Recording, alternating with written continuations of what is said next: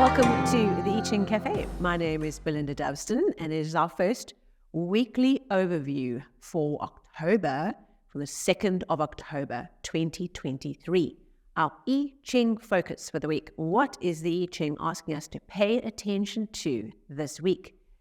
Every time we do these weeklies or the monthly episodes, I cast the coins, I ask the same question every single time.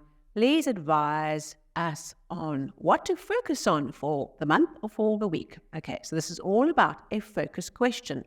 For us as a collective, what is the most important thing that binds us all together that we should be focusing on? And if you enjoy it, if you find the information evidential in your life, keep going. And if not, that's also cool.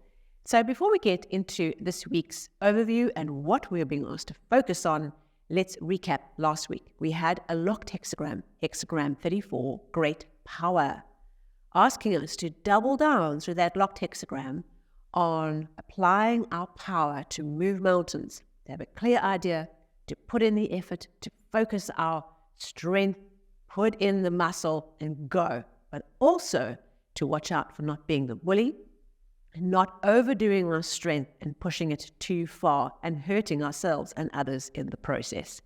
So what happened for you last week? Where was the power? Where was the strength? Did you find you were hyper-focused, that you got stuff done and you managed to move mountains? I did. I suddenly had a surge more towards the second half of the week, where suddenly we just pumped through the things that needed to get done and moved mountains. It was a lovely, wonderful energy to work with. And I hope that you enjoyed it too.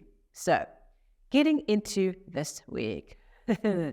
What are we focusing on? Well, it's another locked hexagram. The I Ching is saying we've got to be focused. We've got to double down on the hexagrams that are popping out of the matrix here. And so for this week, the 2nd of October, and the week ahead, our hexagram is hexagram 44, coming to meet. This is one of the most interesting hexagrams in the set because there is quite a diversity of thought around what it means. Okay, so I always give two potential perspectives on this hexagram, and you need to work with it and unpack what it means for you. Okay, so the traditional Richard Wilhelm interpretation is that this little line here on the bottom, this little female line is entering the bottom. There's a whole lot of male lines, a whole lot of power, and this little female line is entering in the bottom and bringing a little soft feminine energy in the bottom, but also bringing negativity, okay? And speaks about the rise of the inferior negative element in a situation that grows in strength and remains and builds its strength unchecked by the other male lines because it is assumed that it is powerless, that it doesn't have any influence, it's a nothing, it's harmless, but as it moves up the hexagram, it wreaks havoc. Okay.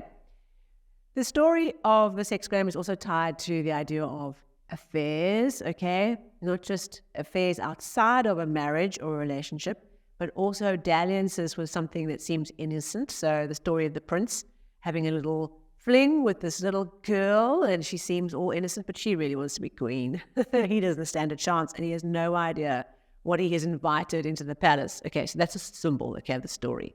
What I don't want to get to is get into the stereotypes of the female, the femme fatale symbolism, and putting our gender issues around it. What I want to do is just put that there as a symbol for explaining the energy of this hexagram.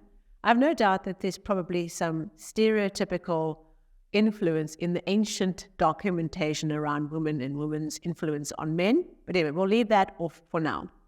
What's important here is that one aspect of this hexagram is that we let a little piece of negativity, a little niggle, we don't nip it in the bud, we let it grow and fester and swell, and that by the time we realize we've got a problem, it's too late. You know, the whole thing is rotten. And we have to learn how to see that negativity left unchecked, negative issues not addressed, not discussed, not taken out into an open dialogue, grow and build, and before you know it, there's nothing that can be done about it. I've seen that in groups where one person is negative, and then before you know it, two people are negative, and you just, it's just a phase. And then before you know it, the entire group is gone. You've lost everybody because it's just a virus. Okay. So we have to pay attention to that part of the hexagram this week. Then there's another view, Stephen Karsha's view, right? And his view is he loves this hexagram. And you can see he talks about this upswelling of this amazing, interesting encounter full of energy and opportunity and surprise and all kinds of interesting things attached to it. This arrival, okay, something that's arrived, an encounter that arrives to stimulate the energy and shake everything up. But it isn't something that's destined to last, okay? This is not marriage material, right? It's not something that's going to lead the nation, right? This is not who the prince should be marrying. It's just something to awaken him to the world and to shake him out of wherever he is stuck and fixed in his views, okay? And let's just see the encounter as that. It's an opportunity to shake up the energy and to rejuvenate and to reconnect with creative flow. Okay, so those are two different perspectives I will leave with you on this hexagram. So very different. It's the one hexagram where you really can see there's a massive difference in interpretation.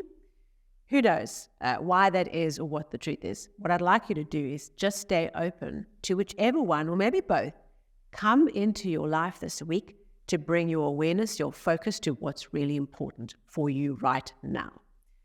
So, without further ado, I hope that you've had an opportunity to check in on the monthly overview for October, which has just come out, and calling our attention to complete things really well and to be patient and get ready.